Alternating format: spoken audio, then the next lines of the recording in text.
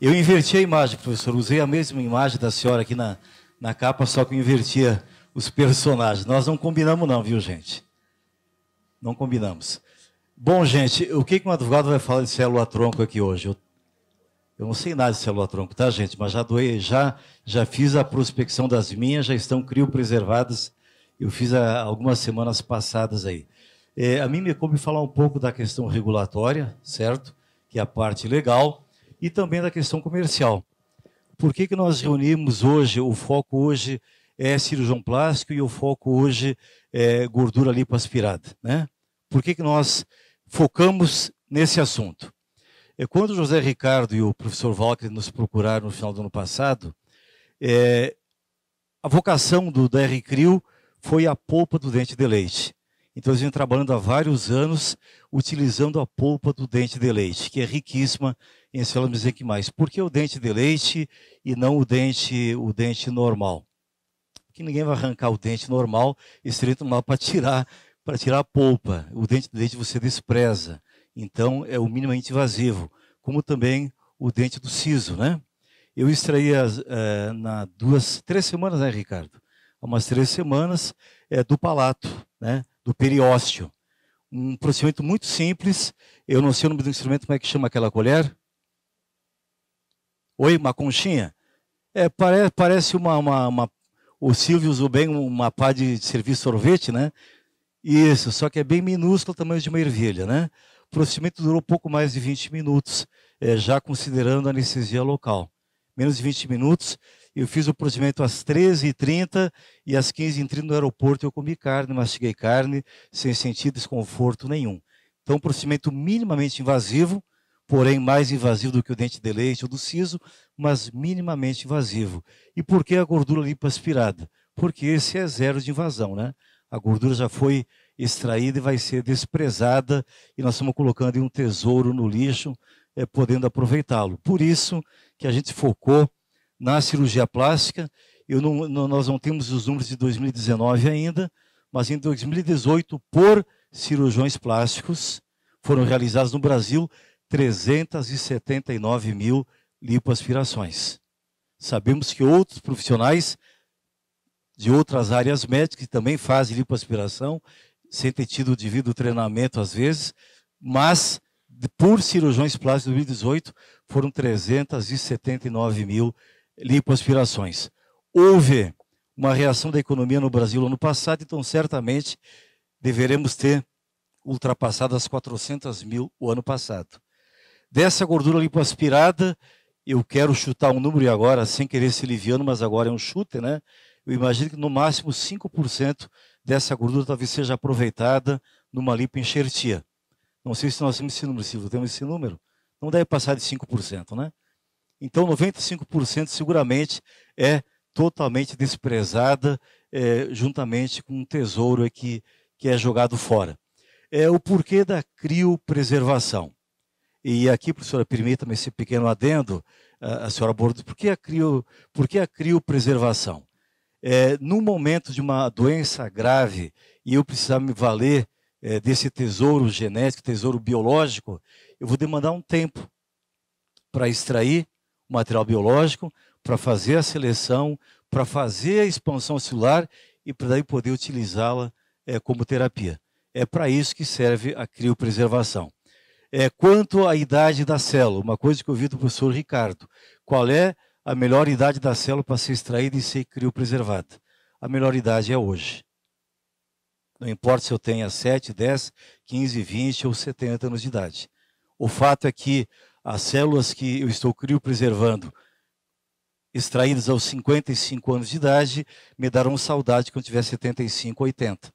Certo? Então, por isso, a razão da criopreservação. Bom, gente, me pediram para falar sobre a questão das novas práticas médicas aliadas às expectativas de longevidade e qualidade de vida. A gente não se dá conta disso, mas na década de 40, ou seja, há 80 anos passados, a expectativa de um vivente nascido no Brasil era de, alguém sabe dizer? 58, está sendo generoso. 45 anos, gente. Um brasileiro nascido em 1940 tinha uma expectativa de 45 anos. Se nós lembrarmos dos nossos pais, uma geração antes da nossa, os nossos pais com 45, com 40 anos eram velhos. Não é verdade? E olha como isso aumentou. De 2015 para 2016, em apenas um ano, o último estudo liberado pelo IBGE, houve um aumento de 3 meses, gente. Então, essa expectativa que o IBGE publicou do Brasil inteiro é de 2015, o último estudo. Então, hoje, seguramente, já não é mais 75. Santa Catarina está chegando a 82. Aqui nós vamos ver a separação por estados brasileiros. O maranhense vive quase uma década a menos que o restante do Brasil. Em 2015 era 70 anos a expectativa do maranhense, enquanto que em Santa Catarina já era 78,7. E no Brasil, a média de 75,5. Então, com base nisso, eu posso afirmar que a minha geração hoje tem uma expectativa para viver até os 100. O Rodrigo, meu filho, tem uma expectativa até os 120. A filha dele, Aris, seguramente 140, 150 anos. Mas tem um poeta gaúcho, Maurício, que diz que o bom da vida não é vida longa, uma vida larga, né? De que adianta uma vida longa se o bom está na gordura, na largura. Não adianta a vida longa. Eu tô emprenhado com a gordura aqui. De que adianta uma vida longa se o bom está na largura. Então, mais importante do que longa, o bom é que a vida seja larga, viver com qualidade, viver com saúde. Não adianta viver 120 anos, considerando os últimos 30 numa cama, num leito, dando trabalho para a família, né? Então, é por isso que nós estamos conversando aqui hoje, né? Então, aqui mais um pequeno gráfico, né? A gente vê que Santa Catarina está lá com 78 em 2015, gente. Seguramente hoje, vai sair em 2020 aqui o próximo estudo do IBGE, o próximo censo agora, seguramente Santa Catarina vai estar com 81, 82 anos. Quando eu me formei em Direito, e não tem tanto tempo assim, quando fazia petições, pedindo pensão, pedindo alimentos, coisa e tal, o parâmetro judicial era 65. Isso na década de 90. Era 65 anos. As pensões eram calculadas, quando se falava em indenização ad eterno, vitalícia, eram calculadas até os 65 anos. Porque na década de 90, a expectativa de vida era 65. Então nós aumentamos 15 anos em menos de 30. Aumentamos quase 30 anos em 80. Então qual é a projeção para os próximos anos, para as próximas gerações? Eu falava com alguns colegas antes de começarmos o evento lá fora sobre o problema regulatório no Brasil. Infelizmente, isso eu critico perante as próprias agências, não é uma crítica porque elas não estão aqui. Eu sou talvez, né, Paganini, o maior crítico da SUSEP no Brasil, né? E tomo muita porrada na moleira por causa disso. Porque eu critico e falo em vídeos, falo em conferências abertas, falo na internet. Pra você ter uma ideia, o mercado de seguros no Brasil hoje, ele representa pouco mais de 4% do PIB brasileiro. Enquanto na América do Norte, ele chega quase a 18%. Qual é o grande problema? Regulatório. A única agência, entre aspas, essa agência reguladora que funcionou de verdade nesses últimos 30 anos no Brasil, chama-se Banco Central Brasileiro. E por conta dessa regulação eficaz, proativa, moderna, nós temos hoje o melhor, mais avançado, mais moderno sistema bancário do mundo, de fazer inveja para os Estados Unidos, para o Canadá, para a Alemanha, para qualquer país europeu, por conta da regulação. Agora, se nós formos para a Anvisa, para a ANS, para a NTT, para a ANAC, vamos lembrar da última pataquada que a ANAC fez, alguém sabe dizer? Vamos lembrar que há um ano e meio atrás, a ANAC baixou uma resolução autorizando as companhias aéreas a cobrarem o despacho de bagagem. E o pretexto era nobre, diminuir o preço das passagens aéreas. Diminuiu uns 40% só, eu acho, né? Isso foi uma pataquada. Então, sempre com a desculpa, com o pretexto de beneficiar o consumidor, e as agências existem para isso, para proteger o cidadão contra as indústrias, para proteger o cidadão contra os fornecedores. As agências são para isso, para assegurar a qualidade, para assegurar uma entrega. Por isso que o Estado regula. Tudo aquilo que é escasso, o Estado regula. O que não é escasso não está aí. Faça à vontade. Agora, o que é escasso, o que tem valor econômico, o Estado precisa regular. E no Brasil, regula muito mal. A Anvisa mudou. Graças a Deus, nos últimos 3 ou 4 anos, do que era a Anvisa antes, nós avançamos 30 anos, talvez. Me corrija se estiver errado, professora. Mas a impressão que eu tenho é essa. O ano passado, no final do ano, ela liberou, por exemplo, o uso do canabidiol para fins medicinais. Já foi um avanço fantástico, mas eu escrevi um artigo na época de uma timidez estúpida. O que fez o canabidiol? Eu posso importar o canabidiol semi-processado. Eu não posso importar a planta, não posso importar parte da planta, não posso... É mais ou menos assim, você pode fazer o pão no Brasil, tem que comprar o trigo ou a farinha na Argentina. Eu posso importar o trigo e fazer a farinha aqui? Não, não pode. Eu posso comprar a semente e plantar o trigo aqui? Não, não pode. Você tem que importar o trigo já industrializado e você faz o pão aqui. Não pode, o trigo não, a farinha. Não pode importar o trigo. Olha que absurdo. Mesmo assim foi um avanço. Mesmo assim foi um avanço. E na nossa matéria de hoje houve a RDC 260, um pouquinho antes dela, e veja como, olha quantas resoluções ocorreram num curto espaço de tempo. Um pouquinho antes houve a 214, que é específica da criopreservação das células, né? Na pasta que os senhores e as senhoras receberam, está na íntegra o texto de ambas, né? E veio agora, semana passada, na véspera do Carnaval, na sexta-feira do Carnaval, publicou a 338/2020, que é essa fala das terapias experimentais. Então, nas terapias experimentais, para pacientes terminais, resumindo em 2 frases o que diz a resolução, eu não preciso mais ter autorização da Anvisa. Eu peço autorização, eu protocolizo o meu pedido lá. E a Anvisa ela inverteu agora. Inverteu. Ela tem 30 dias para me responder. Se ela não responder, eu estou autorizado. E cabe a ela vir atrás e fiscalizar e regular, mas eu estou autorizado, desde que, evidentemente, o paciente tenha conhecimento de que trata-se de uma terapia experimental. Isso, eu imagino que do ponto de vista científico, nós vamos avançar numa velocidade fantástica a partir de agora. Então, eu sempre digo do atual governo, e aqui sem tomar posicionamento político nenhum, apenas de quem olha da planície para o planalto,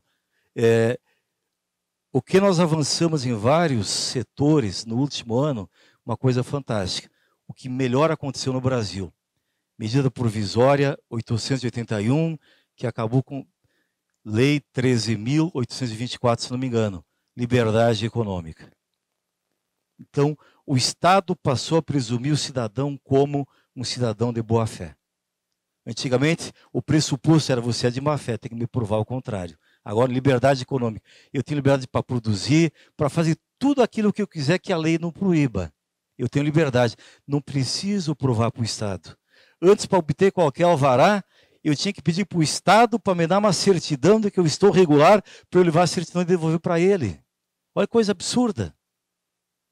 Eu pedi uma coisa para o Estado, para registrar qualquer coisa, e eu tinha que provar para ele que sou idôneo. E quem me dizia para mim mesmo que eu sou idôneo? O Estado. Para eu provar para ele que eu sou idôneo. Então a lei da liberdade econômica acabou com isso. Hoje nós temos liberdade para produzir.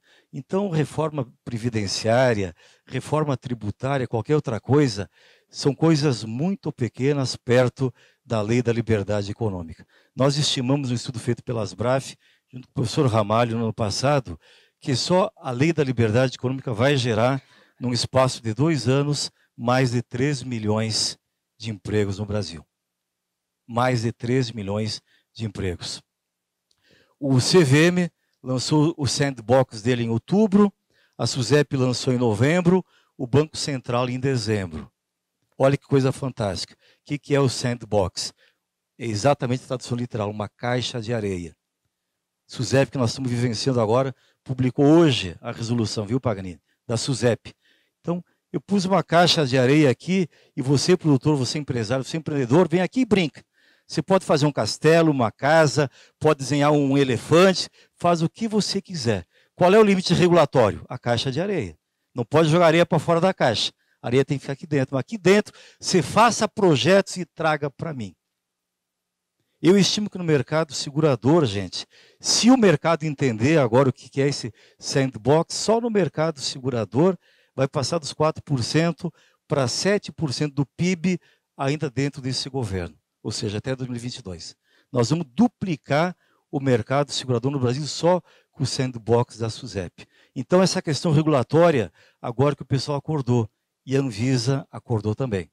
Nós não vamos ler aqui as resoluções, até porque uma delas tem aí quase 60 páginas, mas está na íntegra, na pasta de vocês. Quem quiser ler de noite, depois da atividade, e fazer qualquer questionamento amanhã, nós temos o dia inteiro para discutir as resoluções aqui, tá? Bom, gente, a R-Crio eu conheci em novembro do ano passado, estudei outros players no mercado, e a professora Daniela Bueno, a senhora é do Rio, né? São Paulo. Descobri um laboratório de criopreservação lá em São Paulo, lá no Rio de Janeiro, que é mais ou menos assim. Se caiu o dente de leite, não dê para a fada do dente. Põe no envelope e manda para nós congelarmos aqui. Claro, um linguajar um pouco mais rebuscado, mas mais ou menos é isso. Tire o dente, põe no envelope e manda para nós. Tá?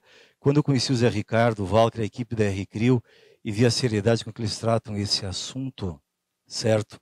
Então, só para falar do dente de leite, não é tirar o dente de leite que está molinho caindo. O dentista faz uma radiografia, manda eletronicamente para a R-Crio, o dente é avaliado, e aí por isso a minha pergunta, professor, sobre a pele queimada, que isso me impressionou muito. Porque se o dente não tiver mais irrigação sanguínea, aquele dente já está desenraizado ao ponto de amarrar ali o fio dental e colocar no batente da porta e tirar da criança, ele já não serve mais. Se esse dente tiver uma cárie, a R-Crio já não aceita mais esse dente. O dente tem que ser saudável. Então, uma vez o dente aprovado, é agendada a extração desse dente. A R-Crio manda, vamos ver as fotos, como é que funciona depois, os tubos, a caixa de coleta, manda para a clínica odontológica já identificado no código de barras com os dados daquela criança. O dente é extraído, colocado numa solução no ambiente de controle térmico e mandado via aérea para a R-Crio e tem que chegar em 48 horas.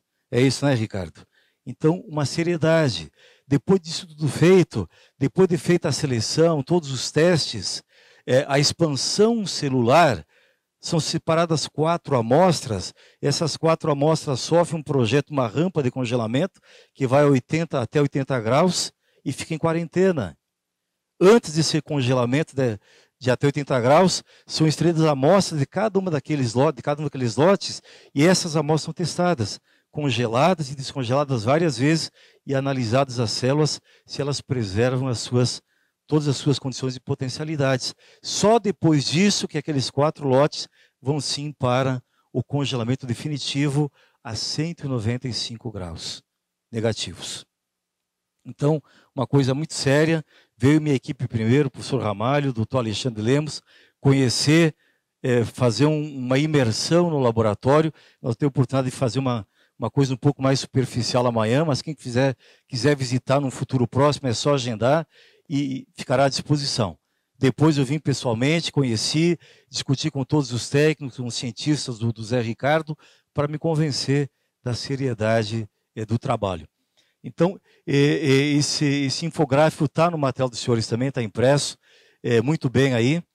E aqui nós vemos, primeiro passo, quando chegou no laboratório, né? A contagem, a viabilidade, teste de esterilidade, teste se essas células não contêm nenhum fator patogênico, tudo isso. Controle genético das amostras, imunofenotipagem, que é aquele processo para ver, inclusive, se elas têm aquelas 5 características sobre as quais a professora muito bem discorreu aqui. A diferenciação e a indução à multipotência. Só depois disso que vai para o congelamento definitivo, para a criopreservação. Por que nós falamos, deixa eu só retroagir um pouco aqui a fita, por que nós escolhemos o tema como a célula-tronco mesenquimal extraída do tecido adiposo a partir da gordura lipoaspirada? Como eu falei, a professora falou aqui, existem várias possibilidades da obtenção das células-tronco. Por que a gordura lipoaspirada? Por ser um procedimento não invasivo, certo? Qualquer outro procedimento é invasivo. Então, o dente de leite não é invasivo, porque já extraiu e vai desprezar. O dente do siso, você extraiu e vai desprezar. A gordura, você extraiu e vai desprezar. Eu posso tirar a gordura daqui, eu tenho até em abundância para fazer isso, posso, mas é invasivo. Agora, se eu já vou me submeter a uma lipoaspiração, o procedimento invasivo já aconteceu. Por isso que nós optamos pela gordura lipoaspirada. Mas eu adulto, por exemplo, o Olney, que não precisa fazer uma lipoaspiração e não vai fazê-la só para ter as células mesenquimais, qual é o procedimento menos invasivo que ele vai fazer? Ou ele extrai um dente permanente, ou ele tira do palato, como eu fiz, certo? É o procedimento menos invasivo, mais tranquilo, quase que indolor, não vou mentir que é indolor, dói um pouquinho, mas é uma dor de espremer uma espinha, mais ou menos, né, Zé Ricardo? Tanto quanto espremer uma espinha, né? É o tamanho de uma ervilha. O buraquinho está aqui, a língua vai lá de vez em quando visitar. Tem um buraquinho no lado esquerdo aqui. Mas é totalmente indolor. É o mesmo que espremer uma espinha. Eu falei, eu fiz a 1h30, anestesia local. Qual é o tempo de efeito de uma anestesia dessa? 1 hora mais ou menos? Anestesia de dentista, só que é só na região. Às 3h30, 3h15 no aeroporto, eu comi carne e mastiguei tranquilamente. Mas nosso assunto hoje aqui é a gordura, né? Na resolução 214, eu só extraí aqui o artigo 14 dela, que fala sobre a competência do Centro de Processamento Celular. No nosso caso aqui hoje presente, a RCRIO. Nessa resolução e em algumas outras mais, a gente observa que, às vezes, quem redigiu é um pouco leigo, talvez, no assunto, e tem muito Ctrl+C, Ctrl+V. Tá? Nós estamos falando aqui em células extraídas, criopreservadas para uso autólogo, certo? Eu não sou doador de mim mesmo. E a resolução fala, inclusive, em doador morto. Não sei se vai criopreservar, talvez para uma reencarnação, né? Ela fala em doador morto. Se é para uso autólogo, como é que vou falar em doador morto? Mas está aí, ó, no inciso 1, né? Que não se aplica a nada a nós, esse inciso 1, né? Realizar busca de potenciais doadores e entrevistar familiar quando o doador falecido. Ou entrevista com o próprio doador vivo ou seu responsável legal quando menor de idade ou incapaz. Certo? Se nós formos falar aqui em doação para terceiros, estaria correto, mas estou falando de doação não, para uso autólogo. Mas ao longo de toda a resolução, inclusive, ela exige isso, tem que ser feito, enquanto não modificar a resolução, tem que fazer o exame sorológico. Se eu estou criopreservando para uso em mim mesmo, por que eu vou fazer o exame sorológico? Mas eu tenho que fazer, tá? É exigido pela Anvisa. Opa! 2. Verificar se foi realizar a seleção de doadores, ou seja, também não se aplica no caso aqui. Transcrito que está no artigo. Efetuar a coleta das células ou receber células coletadas por equipes de coletas de outros estabelecimentos, centros de transplante, serviços de quimioterapia ou centros hospitalares. Qual é a ideia da RCRIO num trabalho que a gente pretende fazer com a cirurgia plástica? Antes de programarmos esse evento, eu estive com a diretoria nacional da SBCP, levei essa proposta a ele que nós constituamos ainda nesse semestre um grupo de estudos dentro da SBCP para essa finalidade. A ideia é que nós tenhamos consultores científicos, pelo menos um em cada unidade da federação, São Paulo, Rio, vai precisar de mais de um para coordenar isso, certo? E isso seja encabeçado, seja levado adiante pela própria SBCP. Nós vislumbramos isso não apenas uma oportunidade científica, não apenas uma oportunidade dessas terapias avançadas, dessa qualidade de vida, mas inclusive uma nova oportunidade comercial e remuneratória para a cirurgia plástica, certo? Existe uma possibilidade fantástica, a professora falou, eu não sei de quem é esse número, professora, 64 bilhões de dólares, né? 16 era lá atrás, né? 2024, 36 bilhões de dólares. Só para ter um parâmetro, gente, só para ter um parâmetro, todo o mercado brasileiro de saúde suplementar movimentou 180 bilhões de reais no ano passado. O nosso orçamento da saúde do Brasil foi 118 bilhões de reais. 24 bilhões de dólares dá mais de 118 bilhões de reais, né? Então esse mercado vislumbrado para 2024 é maior do que o orçamento da saúde toda no Brasil no ano passado. Esse ano eu não vi quanto está sendo o orçamento. O ano passado foi 118 bilhões. E a saúde suplementar movimentou 180 bilhões de reais, não é dólar, tá? Então, olha o potencial que isso representa. E nós estamos discutindo esse assunto menos de um mês depois da Anvisa ter editado a resolução 338, que é essa que abre realmente o mercado, dentro dos parâmetros regulatórios. Então, essa coleta, gente, a RCRIO já tem um trabalho com dentistas. Então, nós temos hoje 3 mil dentistas, né, Zé Ricardo? 3 mil dentistas credenciados, capacitados, que já foram treinados de como extrair o dente de leite, ou o siso, de como colocá-lo na solução, como enviá-lo para a criopreservação. A ideia é que nós façamos isso, e aí o Cabral, que vai dar uma aula amanhã de manhã para nós, o Cabral, eu vou ter que dizer isso, Cabral. Você virou meu herói essa semana. Eu vi uma postagem dele no Instagram. Como é que chama a esposa? Mariana? A Maiara fez aniversário essa semana. Eu posso falar? Ele passou a semana em Gramado, passeando com ela. Ele fechou um restaurante em Gramado. Um restaurante que, uns 100 lugares, mas fechou o restaurante. Decorou todo. Pintou as paredes do restaurante, em homenagem à esposa. E curtiu o restaurante sozinho. Com a esposa, lógico, né? Coisa bonita. Coisa bonita. E ontem ele passeando pelas ruas de Gramado, fazendo um vídeo, dizendo, amanhã eu vou estar em Campinas, com grandes cientistas, papapá. Foi uma coisa bacana. Virou meu ídolo, viu, Cabral? Parabéns. Mas o que eu ia falar de ti mesmo? Não era isso.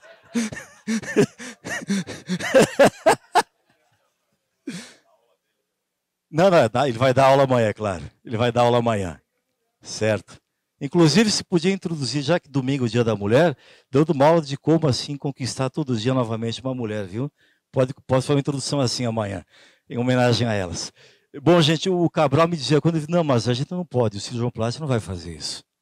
O cirurgião plástico não vai preencher um documento aqui que a Anvisa exige.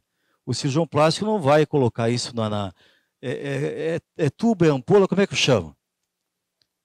Falcon. Não vai colocar um tubo Falcon e mandar isso pela Azul para Campinas. Isso tem que ser um enfermeiro, uma enfermeira para fazer isso. Então, conversando com o Zé Ricardo, e a Lívia está presente aqui hoje, Lívia Rúbia dos Santos, é uma enfermeira que trabalha conosco também, justamente para isso. Qual é a ideia? Treinar, capacitar.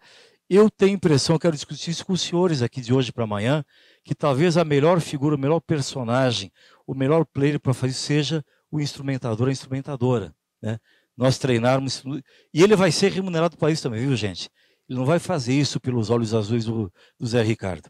Ele vai receber uma remuneração para fazer esse procedimento, porque tem uma pequena burocracia, tem um procedimento que precisa ser respeitado. E, logicamente, o cirurgião plástico não vai ter tempo e não vai fazer. Tá? Então, graças ao pitaco que o Ricardo deu ontem, sem ter sido convidado para tanto, mas deu o pitaco, foi muito oportuno e a impressão que eu tenho é que os senhores vão concordar conosco e me corrijam de hoje para amanhã se tiver uma ideia melhor. Eu acho que a figura melhor é o instrumentador. E nós temos instrumentadores que são especializados em atender o cirurgião plástico, né? E ele vai ter também uma possibilidade remuneratória para isso. Ninguém vai trabalhar de graça, né? Acondicionar e transportar células e amostras do local de coleta até o centro de processamento celular. Isso é responsabilidade de quem? Do centro de processamento celular, não é dos senhores. Ele tem que oferecer, por isso que você não vai acondicionar em qualquer invólucro, não vai colocar em qualquer caixa, numa caixa de isopor, numa caixa de plástico. É a caixa específica, identificada como RCRIO, uma caixa que não pode ser submetida ao raio-x no aeroporto, ela vai toda identificada, é lacrada, tanto os tubos que estão internamente são lacrados, quanto a caixa externamente. Ela tem que chegar no laboratório com a sua integridade preservada, ela não pode ser invadida, não pode ser aberta, certo? E isso é a responsabilidade de quem? É do Centro de Processamento Celular, não é dos senhores. Avaliar, processar e acondicionar células de terapias avançadas e alíquotas para testes futuros. Isso são aquelas amostras que são retiradas dos lotes para fazer os testes, certo? Isso também é responsabilidade, a RCRIO já fazia isso antes da resolução, certo? Armazenar células por terapia avançadas e alíquotas para testes futuros. Liberar e disponibilizar células de produtos de terapias avançadas para uso terapêutico e ou pesquisa clínica. Eu tenho lido muito desde outubro, novembro do passado, sobre as terapias, sobre o que está se estudando no Brasil. E eu confesso o quanto eu estou impressionado. E eu digo isso para a minha diretoria, já falei em várias reuniões do comitê e falei para amigos também. Há muito tempo, um projeto novo não me impressionava e não me entusiasmava tanto quanto esse assunto tem me entusiasmado agora. Ou seja, as possibilidades terapêuticas. E de tudo que eu li e estudei, a professora Lídia me surpreendeu com mais novidades aqui e certamente depois de ouvir os outros palestrantes, teremos mais surpresas fantásticas aí. Então, gente, o que é possível já fazer hoje? Hoje. Você não vê palestra do Zé Ricardo amanhã? O que se faz hoje, eu acho que a professora Danella também vai falar sobre isso, sobre os leporinos, né? Sobre os fissurados. Isso coisa já é realidade hoje. Cânceres já tratados hoje. E o Luiz Flávio ficou surpreso quando a senhora falou da disfunção erétil. A alegria que esse homem ficou aqui, a senhora não imagina. Ele falou, valeu a minha vinda. Então, gente, nós somos uns privilegiados em estarmos juntos tratando desse assunto com pessoas que estão hoje na ponta da ponta do estudo científico dessas terapias avançadas. Desculpa a brincadeira, bola, não estou revelando segredo nenhum, né? Fornecer ao profissional solicitante do produto todas as informações necessárias a respeito da célula e produtos de terapias avançadas. Implantar um sistema de gestão de qualidade, tal como definido nesta resolução. Na palestra do José Ricardo amanhã e depois na visita de campo, nós vamos ter uma noção desse sistema de gestão de qualidade, certo? Que obedece rigorosamente, é até mais rígido do que aquilo que a Anvisa tem exigido. Descartar células e produtos de terapias avançadas. José Ricardo, eu não pensei num caso concreto aqui, mas eu imagino que na questão que é o óbito de quem tem as suas células criopreservadas, em quais seriam as situações de descarte dessas células? Eu não vi outra hipótese a não ser o óbito. Interrupção do contrato. Alguém, por favor, alcance o microfone para ele, que o pessoal de casa possa ouvir também.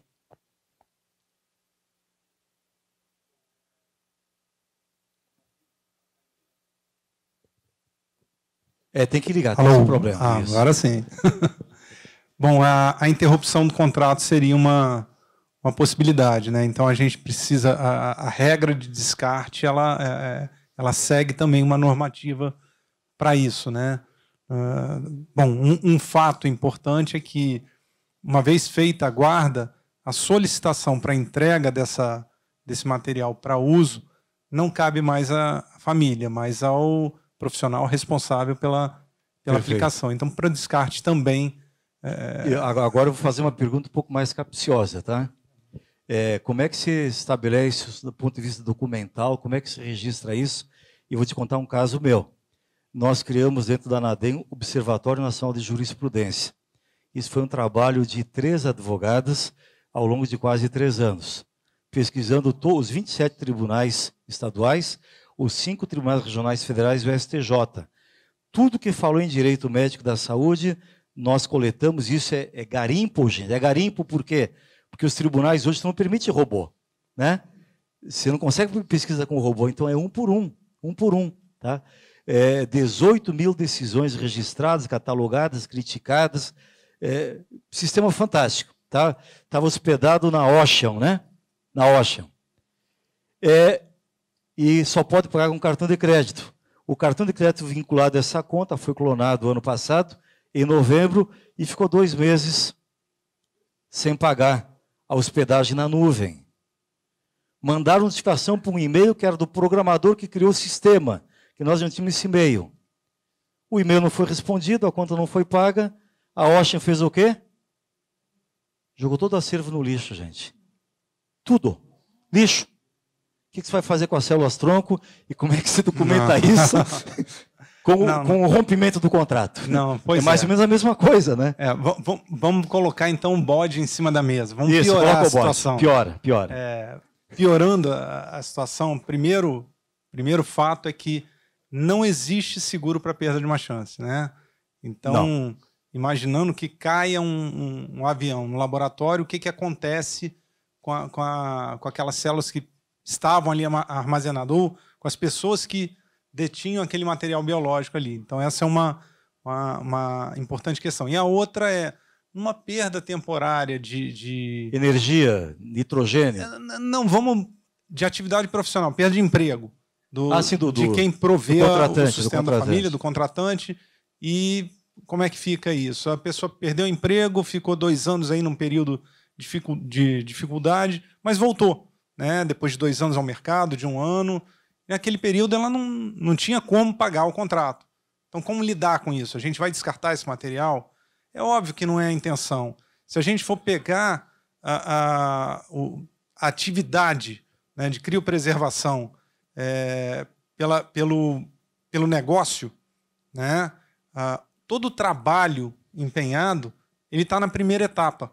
Né? Ele se dá na primeira etapa, que é a etapa da coleta, da logística, do processamento, da validação dessa amostra para que seja feita a criopreservação. A partir daí, a manutenção.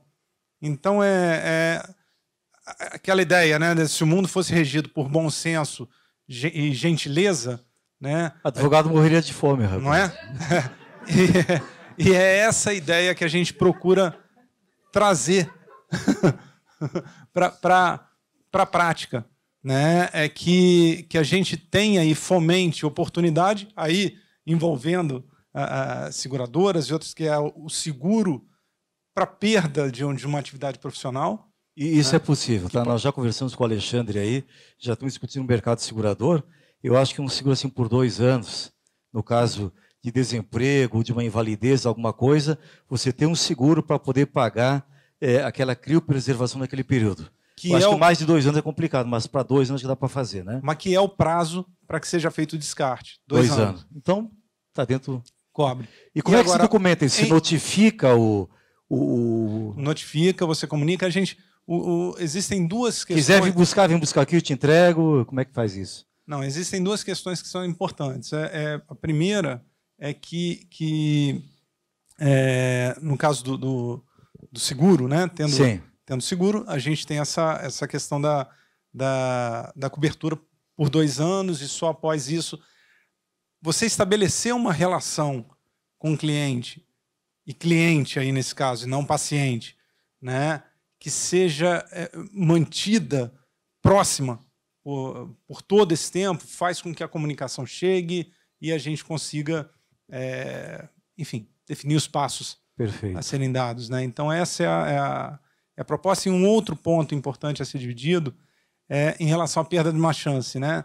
Então, contarmos com um backup fora da RCRIO, da amostra. Por isso que hoje nós trabalhamos, cada cliente nosso ele tem 4 criotubos, 4 vials, né, com células, e a gente armazenar um vial desse fora do ambiente do laboratório é uma medida protetiva também. Inclusive, isso nós já discutimos, Ricardo. Pessoal da medicina, por favor, eu sei que as câmeras estão posicionadas, mas tem como, quando alguém falar, você direcionar uma delas, para o pessoal de casa poder ver quem está falando, tá? E não pode perder um rosto bonito igual do Zé Ricardo assim, tem que mostrar, né? Zé Ricardo, bom, gente, sobre isso nós já acertamos com a R-Crio, nós vamos fazer um backup em Brasília, quer dizer, daqui para o final do ano teremos um laboratório, uma sucursal em Brasília, então, qual é a ideia? Que 2 backups fiquem em Campinas e 2 fiquem em Brasília, a 900 quilômetros de distância. Por quê? Estamos falando, gente, em coisa para durar 50 anos, ou mais.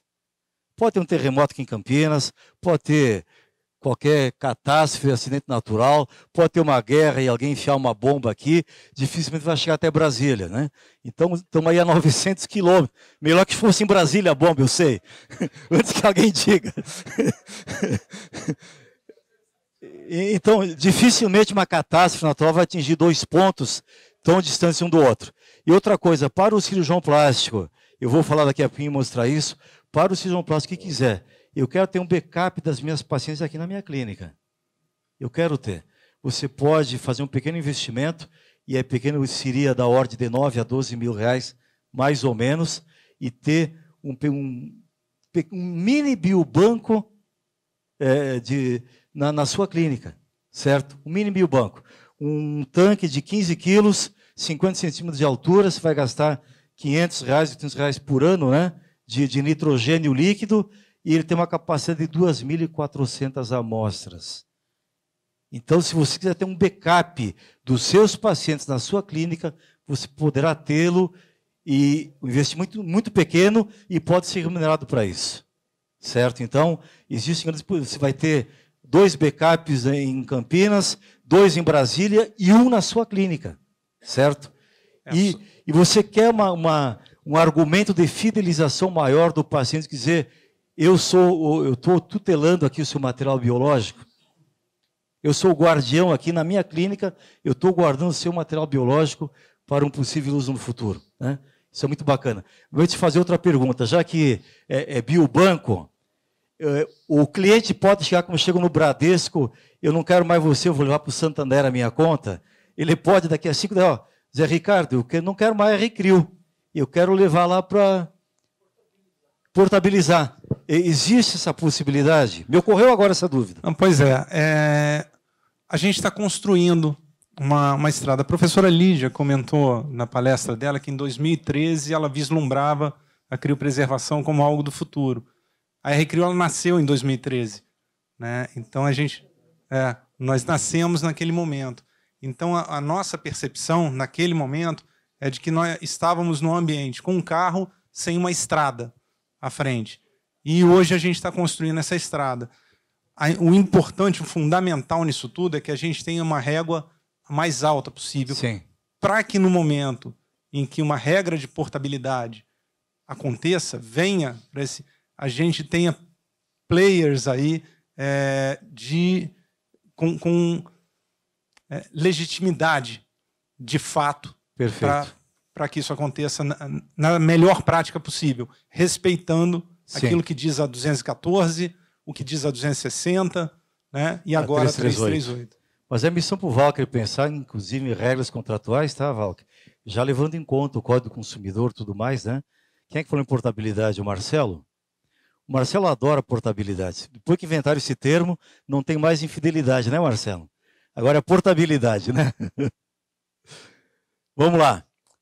Já estamos acabando aqui. Arquivar os documentos de forma a preservar. Eu não mexi. Uai. Arquivar os documentos de forma a preservar a rastreabilidade dos doadores. Olha os doadores de novo aqui. Das células de terapias avançadas fornecidas para uso terapêutico, pesquisa, ensino, treinamento, controle de qualidade, validação de processos ou descartados e dos receptores. Aqui nós não podemos falar em doador e receptor, né, Zé Ricardo? Aqui viajou na maionese, né? Atualmente estamos falando aqui para uso autólogo. Eu estou tirando de mim, criopreservando para usar em mim mesmo, possivelmente no futuro, certo?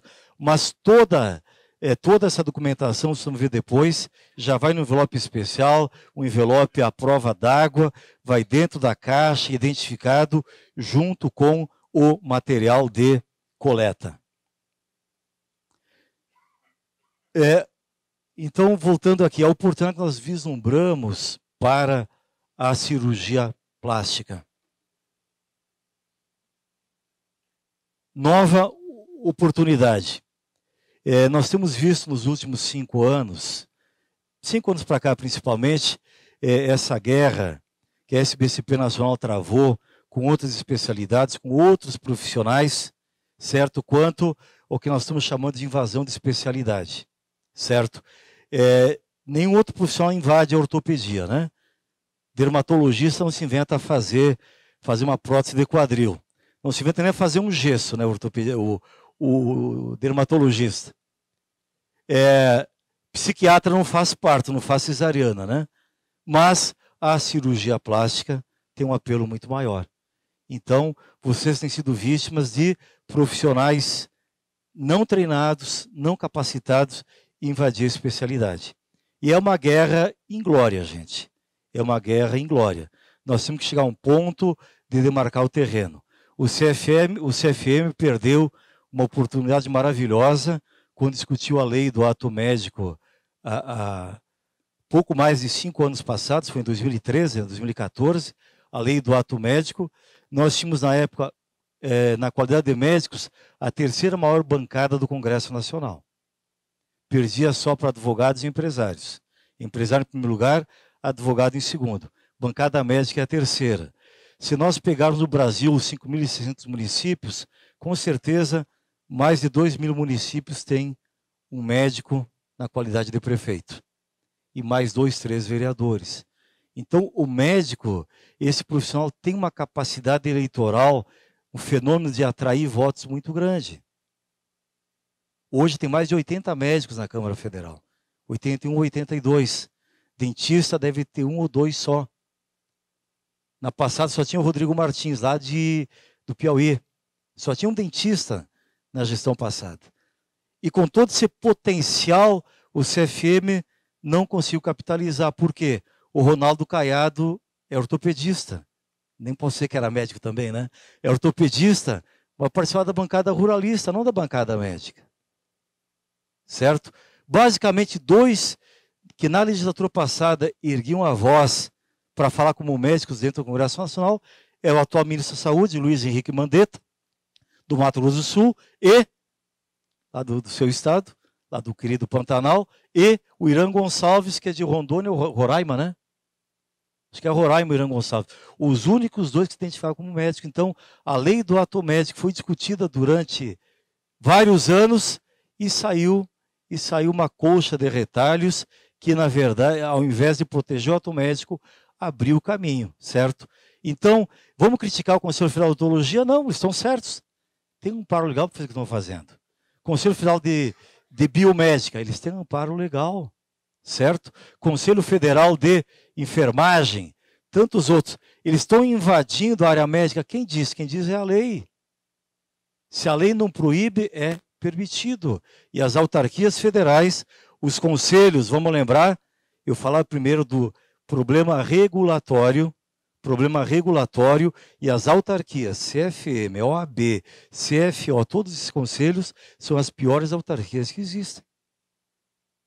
E eu digo isso para eles, gente. Para eles, são as piores, são paquidérmicos. Professor, o que você está discutindo hoje no Conselho Federal de Medicina sobre esse assunto nosso? Tem alguma discussão que você conheça ou não? Sobre essas terapias avançadas, tem uma comissão constituída? Não, a Câmara Técnica do Conselho Federal de Medicina hoje aumentou, eram 7, agora estão quase 20, justamente por causa da abrangência de discussões. Como ela começou agora, em março, então eu não sei o que vai ser discutido. Mas a discussão que existe, ela é sempre advinda dos colegas. Então é importante também os colegas fazerem seus questionamentos. Não é a autarquia, né? É o público. Exatamente, é o público. O maior senão foi ano passado da telemedicina, né? Da telemedicina. Nós ficamos aí 4 anos discutindo o novo Código de Ética Médica, que não precisava, tínhamos aprovado um em 2010, não precisava aprovar um novo Código de Ética Médica. Discutimos 4 anos, audiências públicas, um monte de blá, blá, blá, mise-en-scène, aí mudaram algumas perfumarias e é o novo Código de Ética Médica. Perfumaria, não mudou nada substancial. Trocaram terminologias apenas, alguns complementos. Eu acho que se somar tudo não deu 30 palavras novas que foram introduzidas no Código de Ética Médica. E uma coisa tão importante quanto a telemedicina, veio uma resolução e ninguém sabia que estava sendo discutida. A ponto de 5 conselhos regionais entrarem na justiça contra o Conselho Federal, porque não sabiam, inclusive o maior do país, que é o CREMESP. Nessa área, apenas um conselho até hoje se manifestou, eu não vou lembrar a resolução, mas o Conselho Regional de Odontologia de São Paulo já fez uma resolução regulando essa matéria, é a primeira. Então, a primeira autarquia que saiu na frente, e é uma regional, não é o CFO. Não é o CFO. Então, gente, nós temos que entender que essas autarquias existem para proteger o consumidor, sim. O CFM existe para proteger os consumidores contra o médico. Certo? Não é para defender o médico o CFM, é para proteger a sociedade dele, certo? Mas não pode avançar, não pode impedir os avanços, não pode impedir o progresso. E as autarquias, todas elas, o que mais tem feito é isso, atrapalhar o progresso. Inclusive a nossa OAB, que eu acho que é a pior de todas, certo? É a pior de todas. Até porque, quando chega lá em cima, é aspirando um cargo de ministro do STJ ou do Supremo, trabalha para si próprio ou para outros interesses mesquinhos que não os dê proteger a sociedade. Bom, então, nós vislumbramos aqui, gente, oportunidades para o cirurgião plástico. Primeiro, eu falei na fidelização de pacientes, certo? Você vai falar sobre medicina, sobre a questão estética também amanhã ou não? É bom se dar uma avançada, inclusive, esses estudos novos e até de cosméticos, já tem um estudo em andamento aqui sobre cosméticos feitos com o material biológico do próprio paciente. A indústria cosmética já está, junto com o Zé Ricardo, com a RCRIO, já está estudando isso. Mas nós podemos pensar no futuro próximo, esses preenchimentos subcutâneos, ao invés de usarmos um ácido hialurônico, uns fios de sustentação ou qualquer outra coisa, o próprio Botox, material biológico do próprio paciente. E isso visando até com uma realidade até mais próxima do que das terapias avançadas que foram faladas aqui. Então, se você tiver o material biológico da paciente, que você colheu, que você a convenceu a fazer isso, certo? Você é o tutor daquele material biológico dela, você é o mentor daquilo. Eu duvido que ela vá depois fazer um preenchimento com outro profissional que não seja você. Você fidelizou o paciente. E existe uma possibilidade remuneratória. Dentro da estrutura hoje na RCRIO, isso aí diverge muito pouco, vai divergir muito pouco no mercado de um centro de preservação de processamento celular para outro centro de processamento celular. Hoje, em termos de gordura, da gordura lipoaspirada, qual é o custo para o paciente ou para o cliente para fazer isso? Esse processo inicial de fazer a coleta, a logística reversa, todo aquele procedimento anterior até o congelamento definitivo, certo? O paciente vai gastar R$4.000, certo? R$4.000. Para a CRIO preservar aquilo, ele vai ter um investimento de R$735 por ano. Então imagina que se eu pegar o dente de leite da minha filha e tirar a polpa e congelar hoje as células, eu vou gastar R$40.000 ao longo de 50 anos, mais ou menos. Que investimento é esse para as potencialidades, para as possibilidades que isso abrirá? O custo é esse, R$4.000 iniciais e R$735 por ano. Nós estamos conversando com operadoras de plano de saúde, inclusive com a Almint, que hoje, para quem é aqui de São Paulo do Rio de Janeiro conhece, a Almint passou a atuar em Brasília agora, é sem dúvida o melhor plano de saúde do Brasil. Há a possibilidade da Almint ofertar isso sem ônus para todos os pacientes com menos de 12 anos de idade na questão do dente de leite. A Almint vai bancar isso. O que a Almint ganha? Primeiro, fidelizou. Quando é que esse paciente vai para o Bradesco, para a Mil depois, se a Almint ofereceu isso para ele? E quanto a Almint vai economizar no futuro próximo, se esse usuário, lá não é paciente, o usuário dela tiver uma doença grave e pudesse valer dessas terapias alternativas? Só na questão dos fissurados leporinos, a economia é de quase 40%, né? Quase 40%. A economia de uma cirurgia de um fissurado...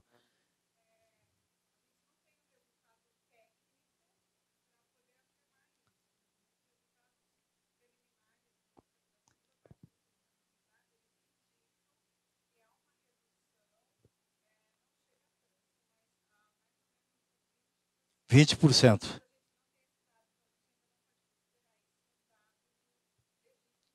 Empírico ainda, né?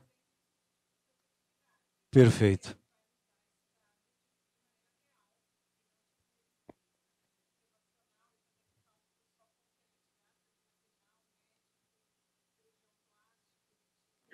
Sim. Já é uma coisa fantástica. Bom, o que representaria empiricamente também hoje 20%, em termos absolutos?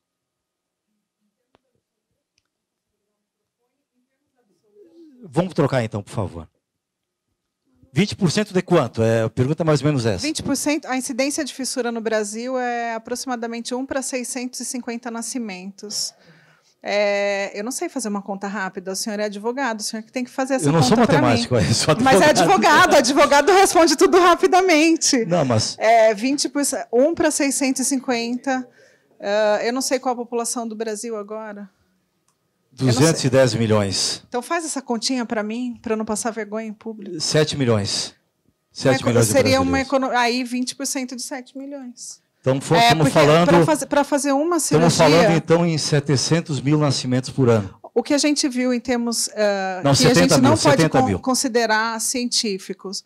Para fazer hoje o que gastaria pelo SUS, o SUS não paga isso, mas se fôssemos fazer baseados nos convênios, uma cirurgia de fissurado, o que se gasta em termos de SUS, considerando o horário de sala SUS, né, R$ 4.800. Isso no SUS? Isso para fazer enxerto com ilíaco. No suplementar, vamos jogar 25, 30 mil, talvez? Eu não sei, Dani, no você suplementar. Sabe? Quanto? Varia muito, é só você comparar a estrutura hospitalar. O Sírio-Libanês tem um custo, o Albert Einstein tem um custo. Um ticket médio. No Sírio, por exemplo. Tem a parte hospitalar, tem a parte... Por exemplo, quando é produto, se eu falar de 1 ml de BMP, é um produto. Sim. É uma coisa que se vende. 1 ml de BMP, R$17 mil. Nossa Senhora. O fissurado usa 2 ml de BMP, então são R$34 mil. Mas isso estava sendo custeado no SUS, dentro do centrinho de Bauru. Sim. Então, imagine o custo que estava tendo dentro de um centro SUS. Uhum. Tá? Mas, então, esses cálculos são muito difíceis. Por isso que um dos braços que a Daniela vai apresentar é o estudo de custo-efetividade. Perfeito. Onde a gente está comparando custos em centros SUS diferentes, que tem valor de médico diferente, Sim. Valor de sala. Mas economiza, tem um potencial, mas eu acho que tem que também ter cautela quando a gente coloca as coisas, porque são todos estudos experimentais. Então, é preciso ter cautela nesse sentido. Maravilha. Mas todos entendemos que é 20% de um monte de dinheiro, né? É economia de 20% de um monte de dinheiro. Então, quer dizer, esses 40 mil investidos ao longo de 50 anos não significam nada, né? Vamos lá, gente. Vamos lá, meu tempo está acabando. Eu falei primeiro, o mini biobanco é isso, gente. Você pode ter na sua clínica. Eu quero das minhas pacientes, vai que jogue uma bomba lá em Campinas, vai que tem o Lago Paranoá suba e haja uma enchente lá em Brasília e... Não, eu tenho uma cópia, um backup na minha clínica. Então, um mini biobanco aqui, um tanque desses de 15 quilos, vai um cantinho da sua clínica, não precisa de alvará para isso, né, Zé Ricardo? Para isso não precisa, né? Você pode ter um backup de todas as suas pacientes na sua clínica. Eu acho que isso já é uma entrega maravilhosa, né? Então, eu falei aqui, ó, gente, dentro desse valor de R$4 mil que a R-Crio cobra no início, nós estamos remunerando todas as pontas. Então, 30% disso é destinado ao cirurgião plástico que fez o procedimento. Ou seja, R$ 1.200. E se eu quiser cobrar mais da paciente para fazer o procedimento, é contrato seu com a paciente. A R-Crio, do que ela receber dos R$4 mil, ela volta para você R$ 1.200 como remuneração pelo seu trabalho. Então, O instrumentador, quem for fazer esse trabalho que eu falei primeiro, recebe 5%, ou seja, R$200, certo? Então, essa é a proposta comercial.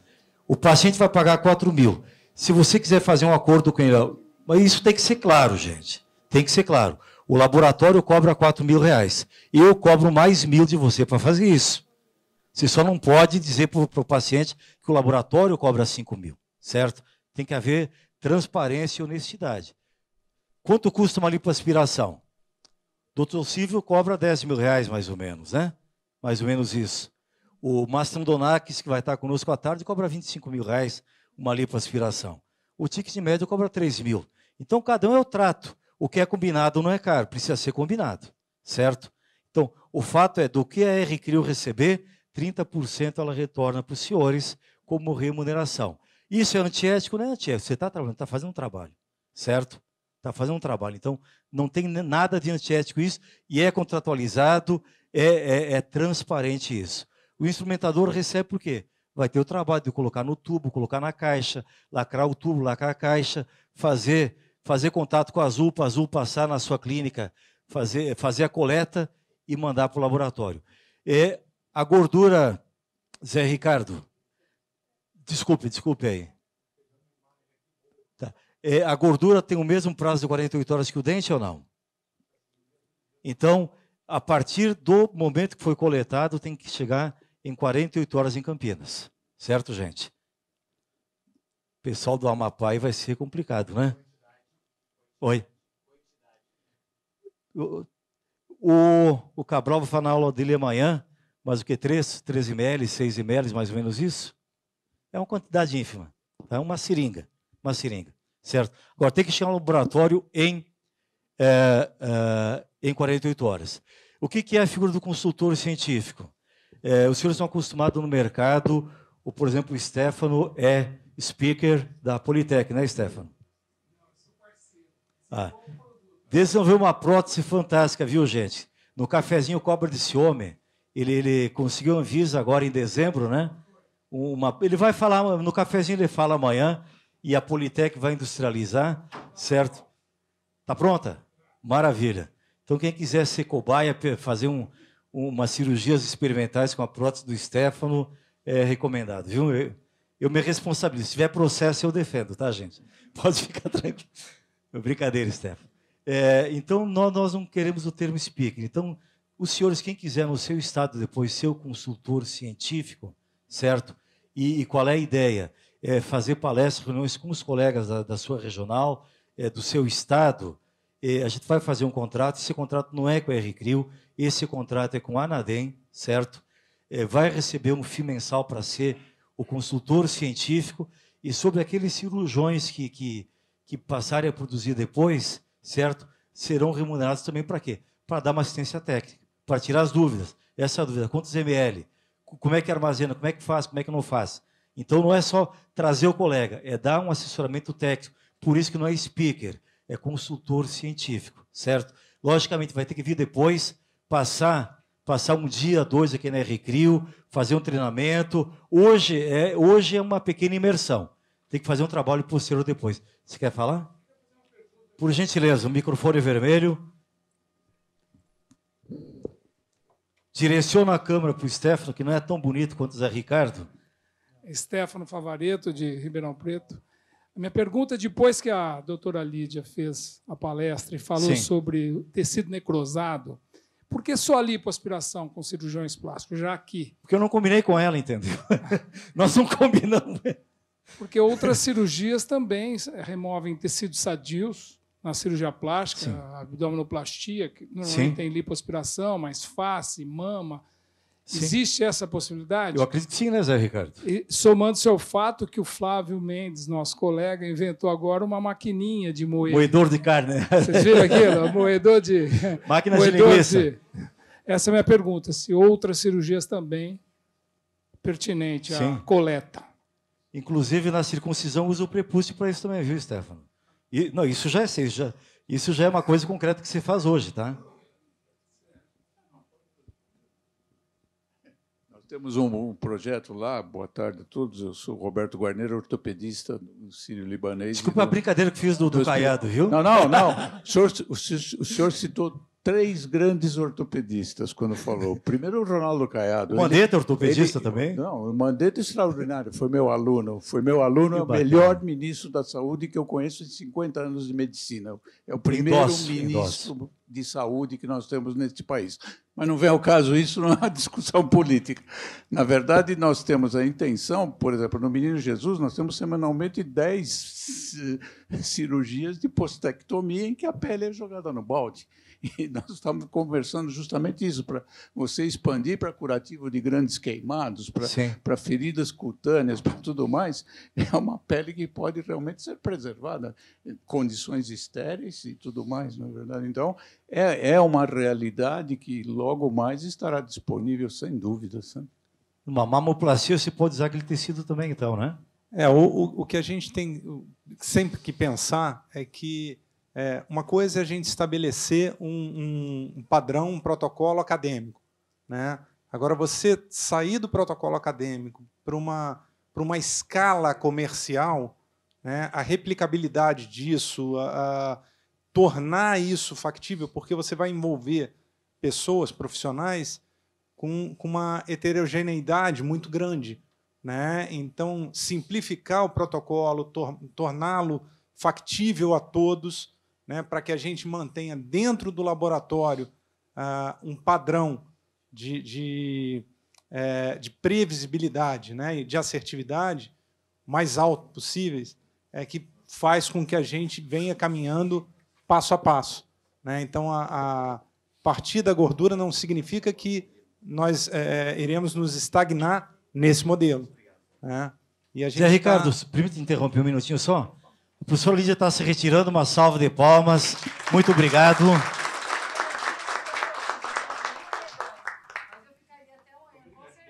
Muito obrigado, muito obrigado. Desculpe. Mas é isso, não significa que a gente vá estagnar nesse modelo. O importante é que a gente caminhe junto com todo esse avanço regulatório, com tudo isso que vem acontecendo, lógico, com os pés no chão e entendendo que existe uma máxima que diz o seguinte: se Leonardo da Vinci fosse esperar 2020 para pintar Mona Lisa com o melhor pincel, né, teríamos perdido uma grande obra, né, histórica. Então, ele fez o que pôde ser feito com o que tinha à mão naquele momento. E até hoje é reconhecido por isso, né?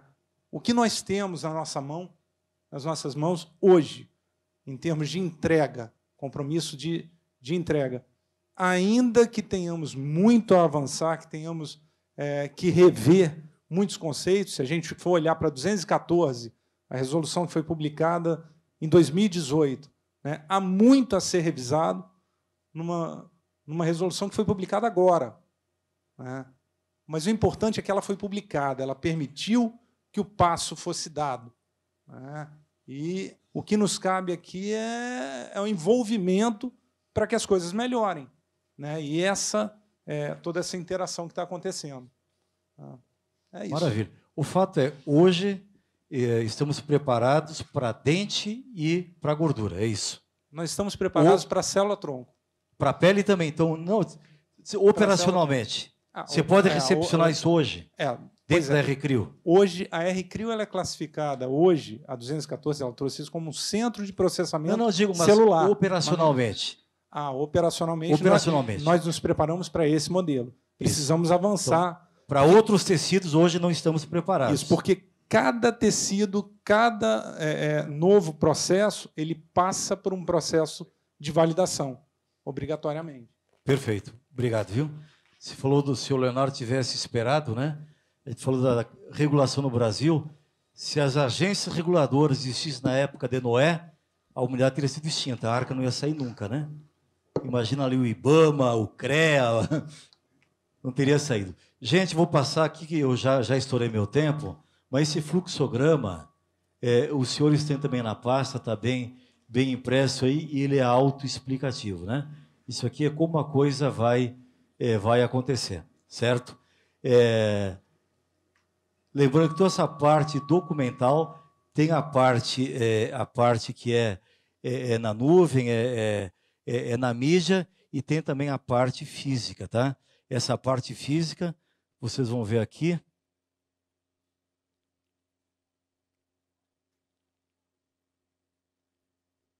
Eu não vou ler isso aqui porque já está. Então, na caixa térmica, a caixa de coleta, isso aqui é um envelope, né? O envelope é a prova d'água e vai toda a documentação ali dentro. Esse envelope é lacrado, os tubos são lacrados, isso tudo vai na caixa, gente. Não precisa você comprar lacre lá para depois colocar. A caixa sai da RCRIO para a sua clínica, já com a identificação do paciente. Lógico que essa identificação é um número, é um código de barra, que você não pode, até pela já adequada à LGPD, tá, gente? Então não tem nada de dados expostos, certo? Já vai com os 6 tags de gelo, tudo certinho, não tem... Esse é o padrão de envio, certo? Coisa de primeiro mundo. Já temos a caixa com termômetro externo agora, Walker? Então, essa aqui está até superada já. Ah, o fio do termômetro. O termômetro é externo, está ali os dígitos com a temperatura interna da caixa, tá?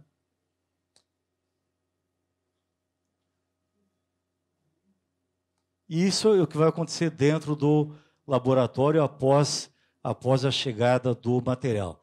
Isso também está, esse infográfico está na pasta que os senhores receberam aí. Peço perdão pelo atraso, pois não. Eu não sei se falaram isso, mas você citou mas fazer uma lipoaspiração, fazer um procedimento, uma postectomia, mas você falou que você foi lá, colheu o material e fez uma pequena cirurgia. Nesse volume de de gordura que a gente precisa para fazer isso aí, é um procedimento tão simples quanto o que você fez no palato. Então, uma coisa que não precisa a pessoa precisar fazer uma lipoaspiração para pensar numa doação. Ele pode fazer um procedimento simples, ambulatorial, com anestesia local, retira ali esse volume de gordura e é uma coisa muito simples. Mas eu acho que o palato é menos invasivo ainda, né? Não? Precisão de 2 milímetros, 3 milímetros. Então mais indolor, claro, mais indolor. Hã? Não, mas não deu nada, não deu nada. Gente, eu esgotei meu tempo aqui, a gente está à disposição hoje e amanhã. Qualquer pergunta no corredor, no cafezinho.